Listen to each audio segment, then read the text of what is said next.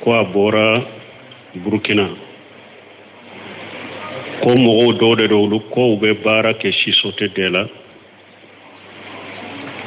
yala bɛ bɛɛ wa olu k'a kɛ k'a bila mɔgɔ ka kalo mɔgɔ kelen kelen ka dɔ bɔ u b'a fara ɲɔgɔn kan k'a di mɔgɔ kelen ma o kɔfɛ bɛ dɔ fara ɲɔgɔn kan k'a di mɔgɔ wɛrɛ ma k'a kɛ tuuru ye a bɛ daga o ko kɛ wa bon ni min ye lezina da'ima li buhusilima olifta ka bumbaji to u ka ɲɛmaya la ni masayila yiraliw la mɔgɔw b'a fɔ ni masala de ma ko pari u ko min baabi musa adati nin bɛ komi ɲɔgɔn dɛmɛ de fɛn tɛ nin na a bɛ komi ɲɔgɔn dɛmɛ de Nusaimi rahimahullahu a ka fatawa kɔnɔ a ɲininkara nin na a ko baasi tɛ nin na hari a ka riyadu salihin a bɛ nin don a kɔnɔ babu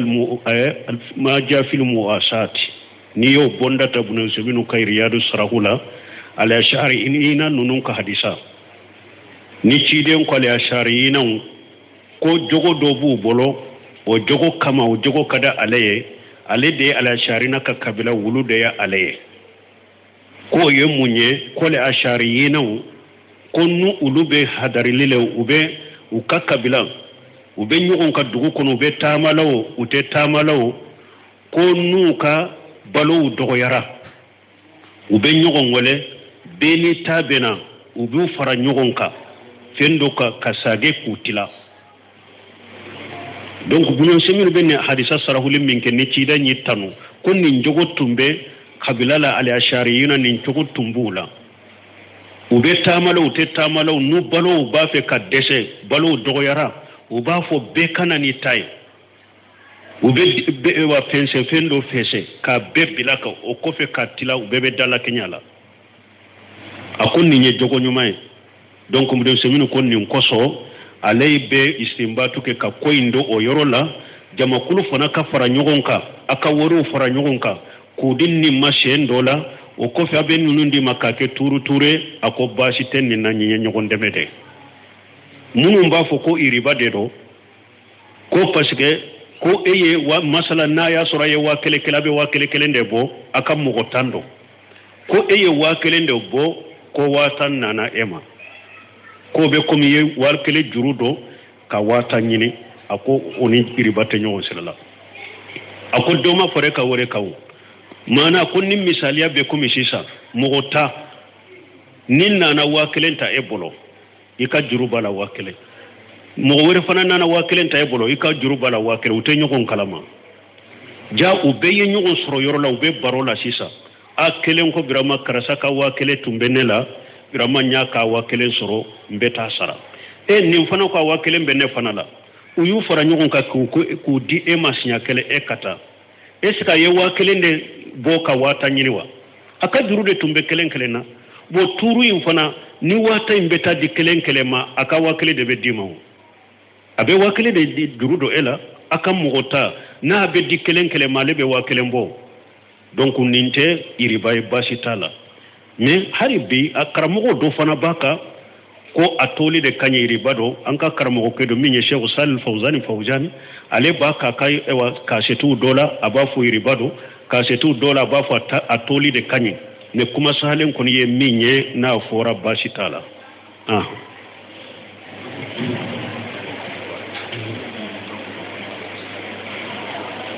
mun ko la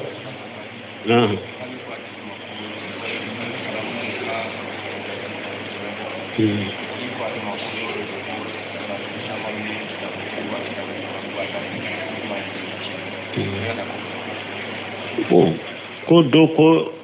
salatul fatiha ko bidiyaro ko ale madala ko parce que ko salatu chama bo masabati cide mulo ambe min fo o de tay chamen ante do ola cide sallallahu alaihi wasallam nin karambe salli ka cogo de cide nya be fo bun khaymu ye kitabu dilaninka jilaul fihami fi salatu wassalam ala khairil anam bun khaymu ye kitabu dilaninka salli cogo munun sabatira ka bo cide mbolo sallallahu alaihi wasallam kufo min ye salatul fatiha lima ughliqa o masabati ciden bolo te hadisa yerela o te hadisa yerela mugo do de ko atigila mugo wolola ciden fatulen kofe ni samba kele ani biduru samba kele ani keme ani biduru ciden fatulen kofe di samba kele ani keme ciden ka hijira samba kele ani keme ani biduru de atigi bangera ka wolo o de ko farafinaya ko abe farafinaya ko ciden bora aka kaburu kono a fatulen kofe ko ciden bora aka kaburu kono ka bon madina kana afrikiya ka salatul fatiha di alema yayi hajata la manama ko nyeni nye shi nogote ha ko nana di alema nyeni nye shi nogote ko ayado ko abubakar mankanai umaru tesa koro usmana tesa koro ali tesa koro ko ayado ale de besa koro ya allah sagwalenye abora ka kaburu kono kana di alema yayi hajata la manama donc salatul fatiha ma ukhliqa bidiya de do lesiritada dina kono bidiya de do ate daga mugo ka salli ciden kanaye ni sallira ciden kanaye baraji denkelentiye ciden ko man ahdasa fi amrina haja ma laysa min fa huwa raddu akoni mugo minye kokurado ni dina la nemi nyamra be sagima ciden ko man amila amala laysa li amruna fa huwa raddu e ciden fatu do nyere amado kaburu yere kono ciden fatura tenende uya sudo araba sude munye ato asu dalen tumbe parce que c'est bon maso ka ciden sudo folo fu ka benye mala folo nyema kasiki na ya soro ciden fatulen ko fe bese ka kuma asude be folo ama hari do kaburu kono atumba fo sheba wuye aya abubakar ke nyema ki sudo o make ciden fatulen ko be fatumata nana abubakar nyen ka ko ciden ka cien abubakar ko ciete ciden na ciden de la kafo ne inna ma saral anbiya'i la nurasu ma taraknahu sadaqatu abubakar ko ciden de la kanin fonne ko ulun nabi nyumaw ciete ulula ko nulu yen na folo minto abeke sadaqati de mais u fatumata tum mo famu na ya soro ciden tum be se ka kuma mado kabura ta fu fatumata ciete bolo o fora e kele kera sebo ne nyogonje alini mawiyata u ka kele u kera kele do kera yawman zamalu an ba shi to yere kan nyame yele nyame ka kata kele yorola na ya soro ko cide insu be se ka kuma asu tumbe nunum koro madina ciden tunte nin kele uba me cide makuma ulula samba kele ani kemine be duru de ciden be bo aka kaburu kono katama kana salatul fatiha diema bidiya kone de la sitara le sirta te hari hadisa kono hadisa te seba kuma te salatul fatiha wa alaikum salam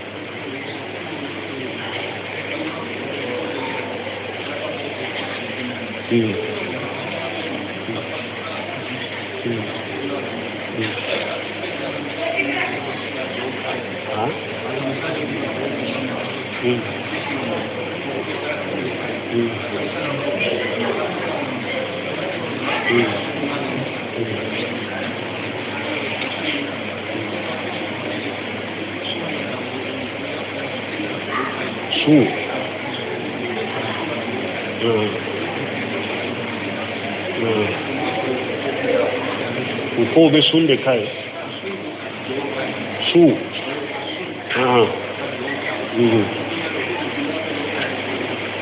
utigi da ko be su ka dauka yiwa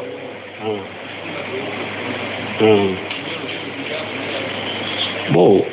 ko mogo do uka mogo bana ko abana la musado asudo na la musado ko mogo ko akera sungalo de la ku be su ka duauka e mo defo ko be do bidia kono wa o minye sunye sumbe ke suyede ni sunjuru bala misali ya na ya soro bana bagato sungalo ya soro banala aye juruta bana inkama anana keneya afurakira keneyara atumbeshe ka juru isara mi afaratula masara o kofe bana ya mina tuguni afatura ola sunjuru benni na akamugo be sunjuru saraye menna ya soro sungalo nana sungalo nimbana na sungalo inde kono ube sungalo ya soro bana de la amasu o bana inde tora nofe amaseka keneya ka juru in sara o bana inde tora nofe fo a fatura bana ina jurute nina donc jurute nina jurute sara ninye o me ka foko ebe sun mogo yede ka duwawu ka ye ni jurute sula mogo tese ka sunke mogo ye ka fo ika sunki yere cide nye bilasirali min kanye min be sun nafa a fatulen kofe ka teme fembe ka o ye duwawude hari sarakati bo do be a dagara ika ke me duwawu nye nafila hiju ken ka sunyewo nye nafila umra ken ka sunyewo min kanyi suma lagara na ba nafa ka teme fembe ka o ye duwawude munna cide sallallahu alaihi wasallam udde lay munye ciden ko ida mata ibn adam in qata amalu illa min salas sadaqatun jariya aw ilmu yuntafau bihi aw waladu salu yadu lahu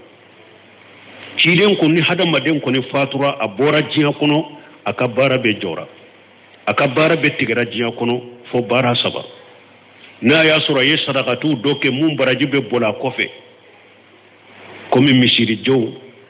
kolon shew aye forashiw do she aye kitabu do saku bila misiru kono ulu baraji baki ka kontina fatulen kofe o baraji be sama o ye sadaqatun jariya fulanna ube doni aye doni kala kamogo la kala ka kitabu dila aka doni kera sababu ka silamiyan nafa ka silamaw nafa aye o doni min to kofe o baraji be sama lagara sabanna ube na ye den nyumato dem min be duwaw kai ciden be qur'ana kalando ciden be sarakati do ciden be hiju do ciden be nafila almura do me aman nin si fode akobe na ye den nyuma to min be do kai donc ni nya yirana ko min be sunna fa fatulen ko fe kateme fembe ka o ye do awude me sarakati munun ko ne beke tile saba sarakati bo tile wolon fula sarakati bo tile binani sarakati bo nunun ko ni ye bidiya de ite foy soro nuna ni junubute ni mogo be nunun de ke ate sunna fa te se suma ka wari ciana ye junubu soro parce que ciden ko man hadasa fi amrina haja ma laysa minhu fa huwa raddu akun nin dina ni ko kura do ala nemi nyamra minna la gara la bi kabara sagima ite sara na cogo do la man amila amala laysa alayhi amruna fa huwa raddu ciden ko ni mogo ye barake bara min ne mi nyamra la gara la bi kabara sagima cide amba karija to fatura jonya me ko cide nye tile saba sarakati bo abe mi tile wolon fula sarakati bo be mi amba ay karija to fatura nye cide ka deum be fatura nye ni fatuma tatte jonya me ko ay tile saba tile wolon fula tile binani sarakati bo iya me mi abinanke hamuja atumbo bonya kateme beka uhudi do o fatura jonya me ko ay sarakati bo ay donc tile saba sadaqati bo tile wolon fula sadaqati bo tile binani sadaqati bo lejina daimal buhusilimi wal ifta unyinin kara wala ko adati firawuniya tile binani sadaqati bo yere firawuna de kala dai firawuna kala dai yere silama de bolo ubeto la kalimi donc har sadaqati min dagara sadaqati min don makerekereya kalo makerekereya sanyele makerekereya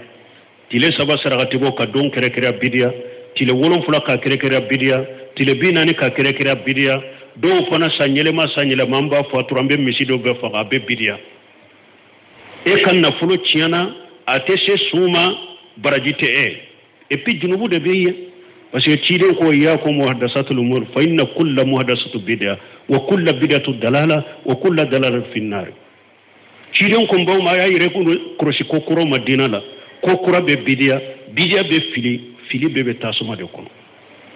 donc ala kan kisala kan tanga ni sunjuru tara ku be sunkaye lesiri tola mogote sunke mogoye ko iba baraji la sama ni sunjuru tara donc me ibe se ka do kai aha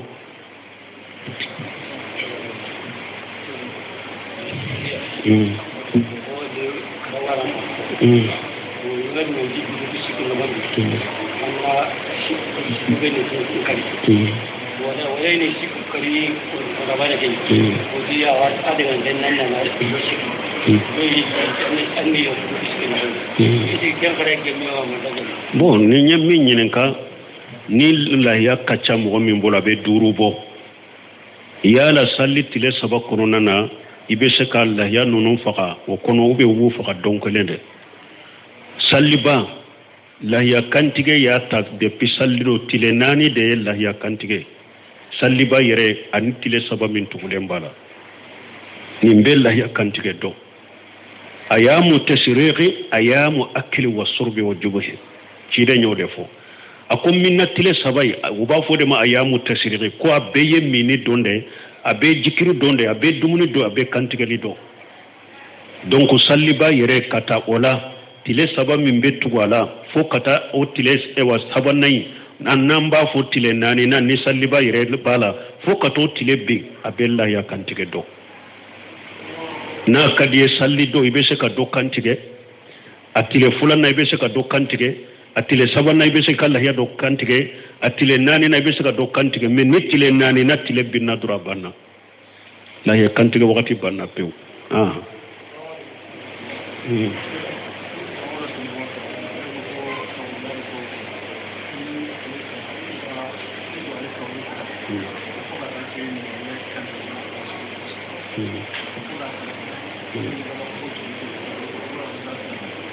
bo Abu Jari te ni nyami fo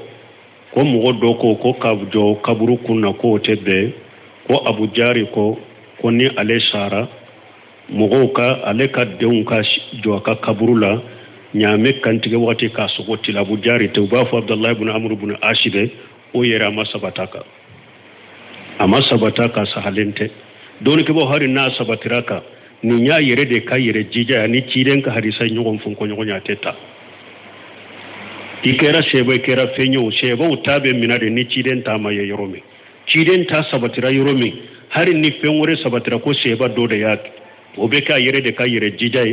silama manton tota ante ciiden ta to e kam wasitata ka sura ma sabata ka yere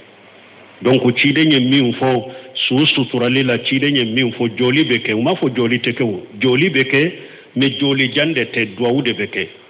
ni ciiden ye su fatura nana hadisa sahalen kono abi dawuda kono usman ibn affan ka hadisa kana rasulullah sallallahu alaihi wasallam idha faraga min dafn al-maut wa ghafala wa qala astaghfiru li akhikum wa as'alu Allah lahu tasdid fa innahu al'ana yash'al ni ciiden tun kera ni su sutura li banna pew ciiden be joaka aba fo sheba we ay ala delalaka ya fa balimama akala delalaka ne sabati ci saw bena nyinenka no shemiramullah na yini hadisa sarahu ako kana rasulullah sallallahu alaihi wasallam jadda salasa ni ci denye su sutura da abafo allahumma ighfir lahu allahumma ighfir lahu allahumma ighfir lahu allahumma sabbitahu allahumma sabbitahu allahumma sabbitahu ci den be saga beta ci den tumbe nindeke an ko wajulu yorode te ka fo bi yere ke kutuba kala nay ka wajulu ke militita ni duru ode masabati ci den bolo e pika jo fana ko be do ka masabati ciden bolo kayatir kurshi kala ka kuli sabakala nunu masabati ciden bul kaymu ko ciden man nunu ka bada joli de sabatira ciden bolo o de be qur'ana kono hari tuma me ala ko ciden yin sallira abdullah ibn ubayka ka jo ka kaburu ka do kai ala ko wala tusalli ala ahadi mata minhu abada wala taqum ala qabrihi ala ma fo la taqud ala qabrihi wala takun waij ala khaburihi esgo fora akon ni nya nyogona nasara kana sallaka kana joka kaburu kunna ko be do kai joli de nana qur'ana kono ka joka do ke suye joli de nana ciden karisa kono be joka do de kai ala ya famala ne sabati jama be cari me wajuli de masabati e ka shigi o masabati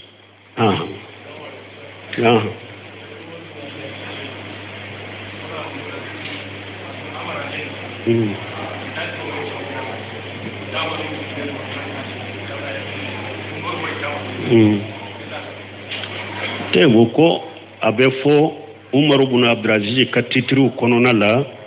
ko akanyana maya kono hari kungo kono feuntunte nyogo mina baate sur kungo kono wulunite ba mina oba kamana kibo kono ko sabatira banna oba ka titru kono donc bawo ye tariku tigo yo sabe akatitiru kono akatilenya kono hari kungo kono fewnye hakili sigi so har kungo kono few uye hakli sigi soro uni nyogonche abe tarihu kono abaka titiru kono wa alaikum salam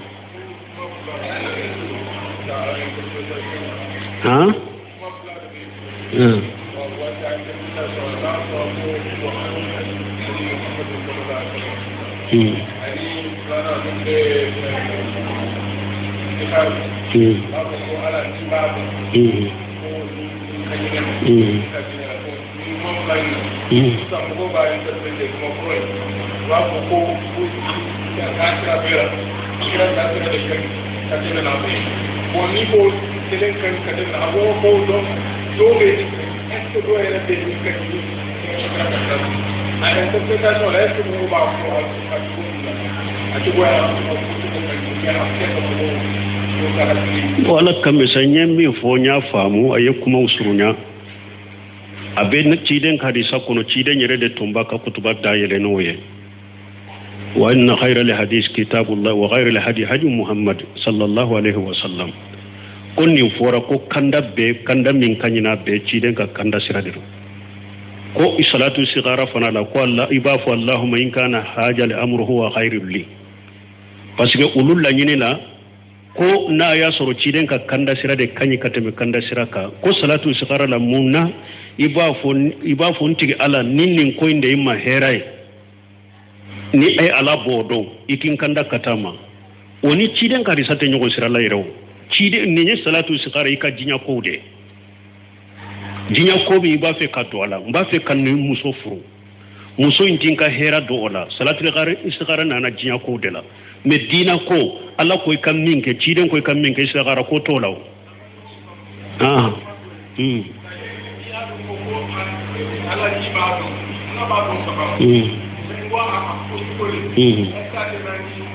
atina ni foye nye ciden ka de sa sahalende alla de be ko dogolen be do etado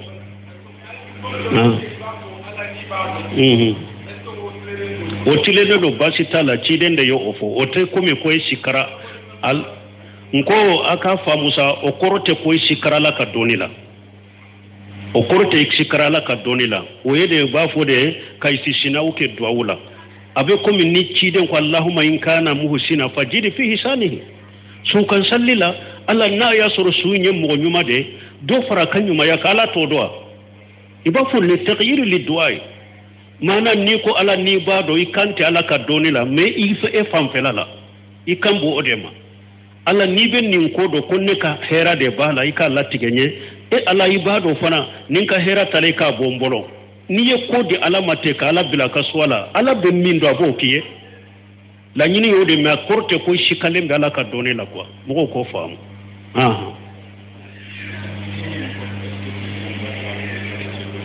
bo salli fitini ta salli do ye donkele de wa wati sera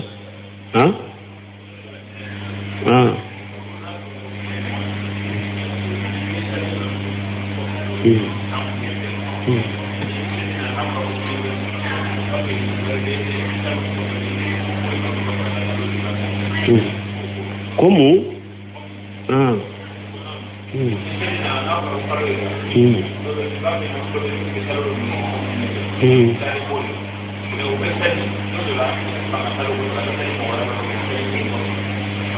Bon nous benyin kalo fo ukutile